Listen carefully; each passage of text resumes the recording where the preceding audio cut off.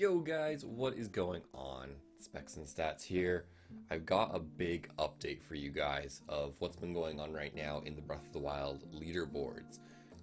For since I started running this game, there have been a lot of changes in the leaderboards that runners of 100% have wanted to implement, but for one reason or another, they weren't ever really, they were kind of written off. No one ever was able to get listened to or have the changes done. But thankfully now, 3 years later, we were able to come together, have a discussion. No vote was needed because all of the runners were in agreement with all the changes that needed to be made. So I'm going to run you through them right now. The first big rule change is coming with sleep breaks. Now, previously the way that sleep breaks worked was you got 2 sleep breaks of 9 hours each.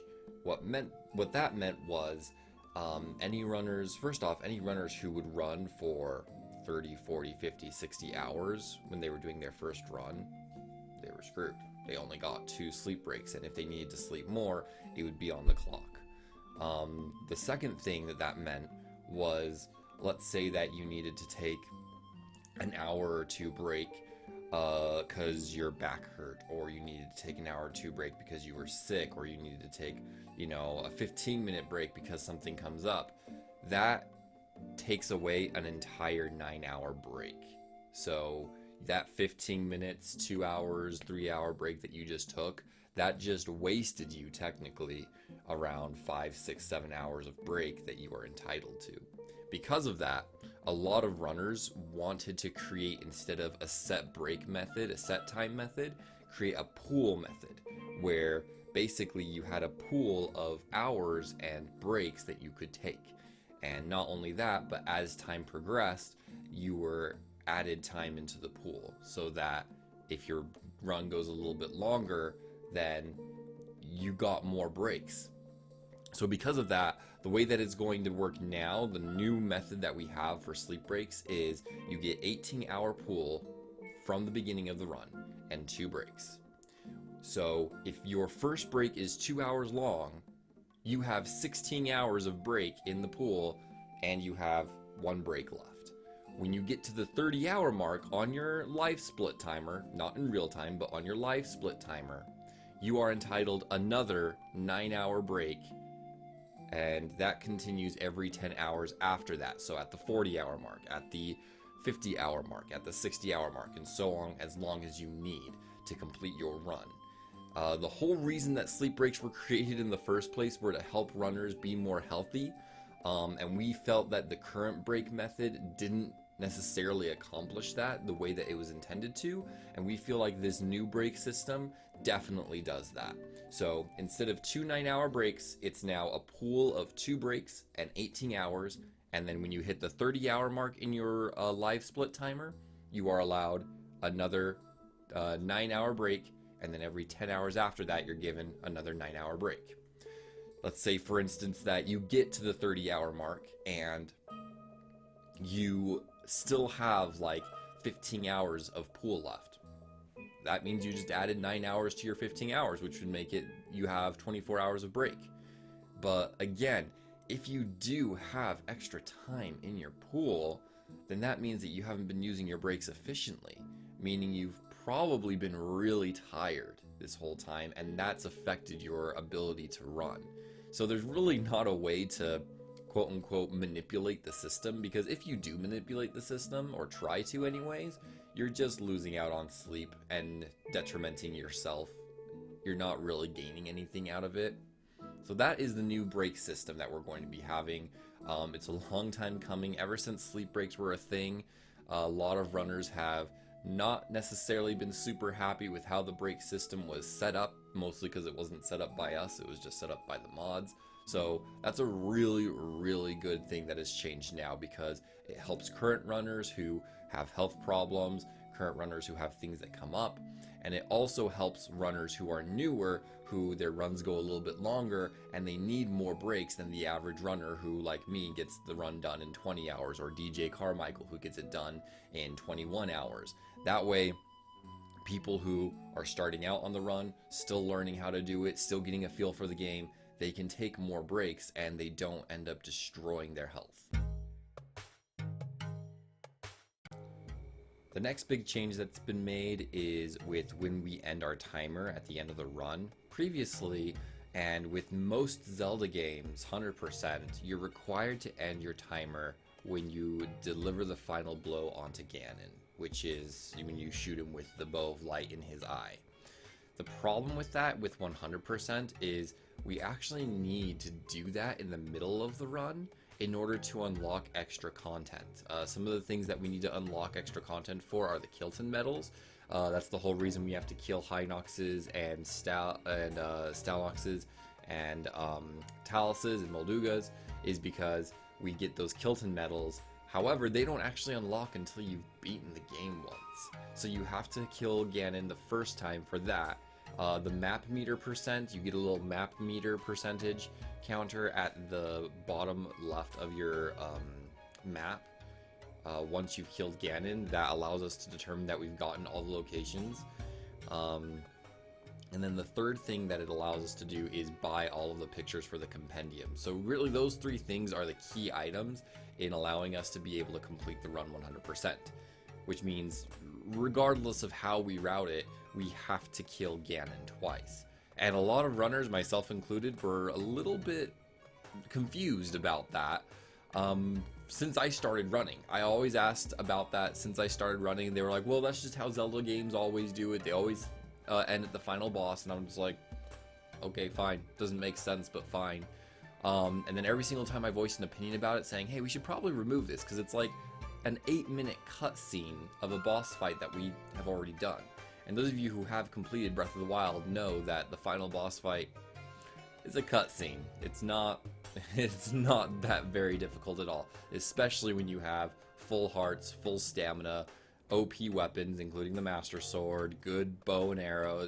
It's a cutscene. You're just going through the motions again. And that's an unnecessary 8 minutes. And this came up especially because Link's Awakening on the Switch came out, and guess what? Link's Awakening on the Switch has a quest that is only unlocked after you defeat Ganon the first time. What did that leaderboard do? They just let you end your timer on that final quest. So you defeat Ganon, you complete that quest, and then you end your timer. You don't have to fight him again afterwards. So because of that, we determined that we no longer need to defeat the final boss in order to end our timer. We can end our timer on our last quest, our last location, whatever happens to be that last collected item that pushes us to 100%, we can end our timer there. What does that mean? That means that we're probably going to be rerouting around the item that takes the longest after we've already completed it. Something that has a cutscene, probably the final memory. Because if you don't know the final memory, even after you skip the cutscene for the final memory, there's that whole cutscene of Zelda talking to you, telling you it's time to go defeat Ganon. So that's likely where we might even end up ending our timer and saving a little bit of time there. But the biggest thing is us not having to end our run on a boss fight that we completed 10 hours previously. So that's another big change that's going to be happening in the Breath of the Wild 100% community. Is you're probably going to see a lot fewer runs ending their timers on killing Ganon. Some runners might still do it, but most of the top level runners will not be ending on killing Ganon. They'll end on either a cutscene or their final collected item. The next change is actually really small, but to runners like me who deal with new people on a daily basis is actually a big thing. On the leaderboard, the wording of some of the categories and the sections were kind of weird. For instance, DLC runs weren't called DLC, they were called extended. And the method for making the sleep breaks, to determine whether or not a run has a sleep break or not, there's a section that says method, and then underneath it says RTA and then TA, whether or not it's an RTA run or a TA run. Doesn't make sense because RTA and TA has different meanings to people, and it doesn't really even say anything about breaks. So because of that, the changes that are going to be made now is the word extended for DLC runs is just going to change to DLC. So if it's DLC category, it's just going to say DLC on it. And then For the runs that are with or without sleep break, it's going to have the section that says sleep, and then it'll just be yes or no. Previously, with Amiibo categories, basically the Amiibo category normally just means you're allowed to use Amiibos in your run.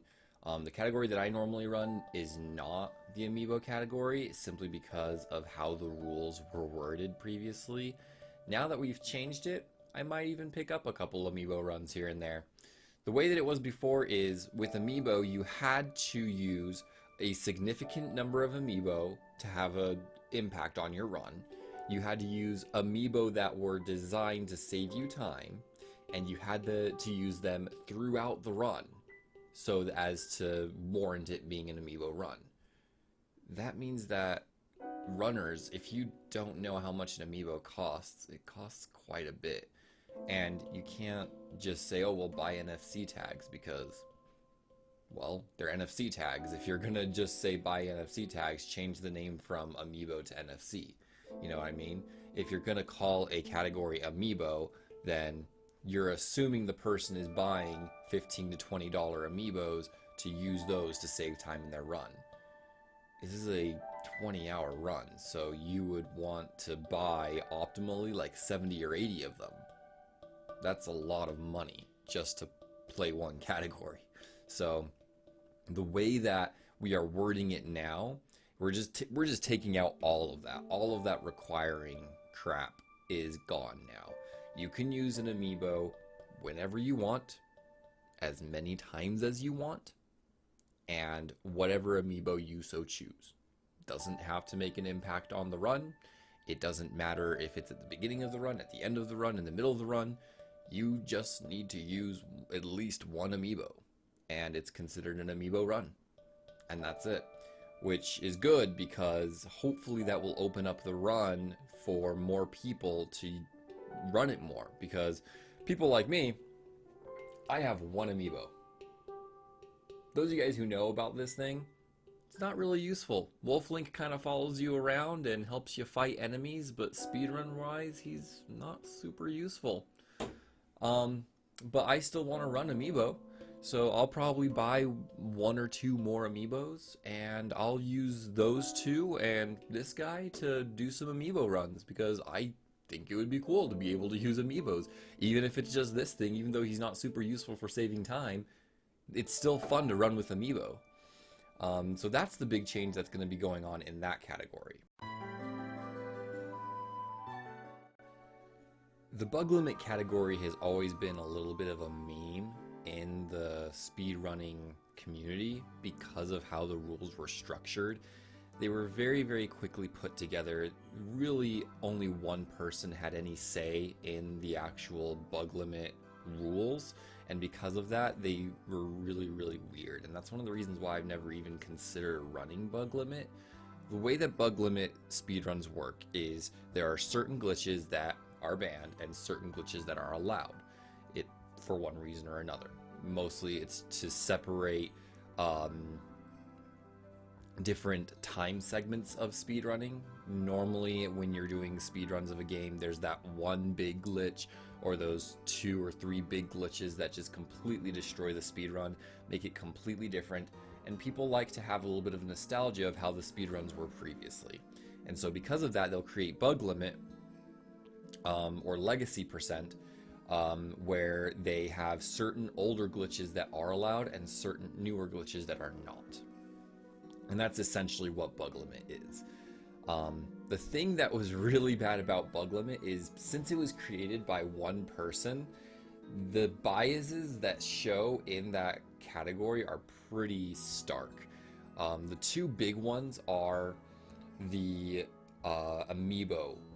Bug limit, no Amiibo allows you to use a single Amiibo in the run. Doesn't really make sense, does it? I'll tell you why. The person who created it wanted to try and eliminate the RNG factor of horses, because since bug limit doesn't do a lot of launches, you have to ride a lot of horses around. Well, you want to get a 4-speed horse, but it's RNG. So they allowed you to be able to scan an Amiibo of Epona after you've gotten your horse if that horse wasn't a 4-speed, to just cut out that RNG factor. Problem with that is it makes no sense. It made absolutely no sense. You shouldn't be able to scan an amiibo in a no amiibo category just to eliminate RNG. Every single game has RNG. Every single speedrun has some form of RNG. We deal with it.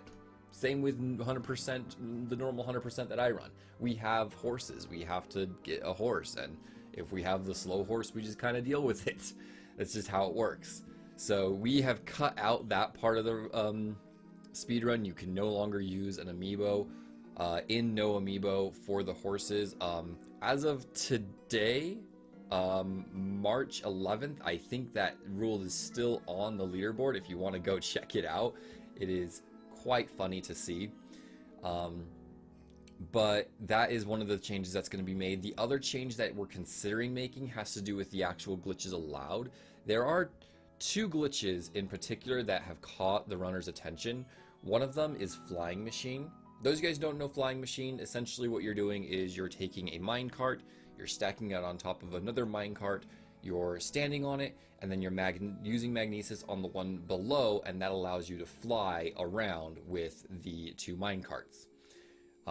The other glitch is the horse stamina reset, where basically you're doing a quick jump off of the horse and then back on the horse midair to trick the game into thinking that you've gotten off the horse and then gotten back on the horse, so it resets the stamina of the horse. That glitch is allowed. Flying Machine is not. But as far as essential physics are concerned, they're identical. The reason why Flying Machine was banned and the horse stamina glitch was allowed was because the person who wrote the rules didn't like Flying Machine. So they just said, I don't like that, let's not have that glitch in here.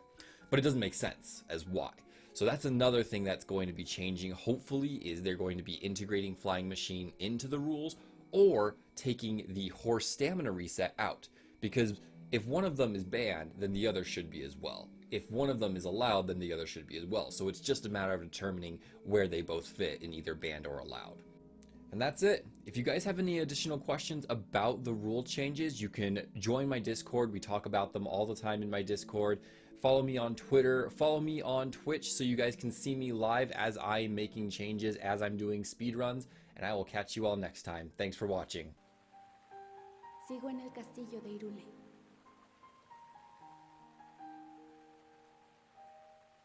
Estoy esperando el día en que llegarás para derrotar a Ganon. Nope.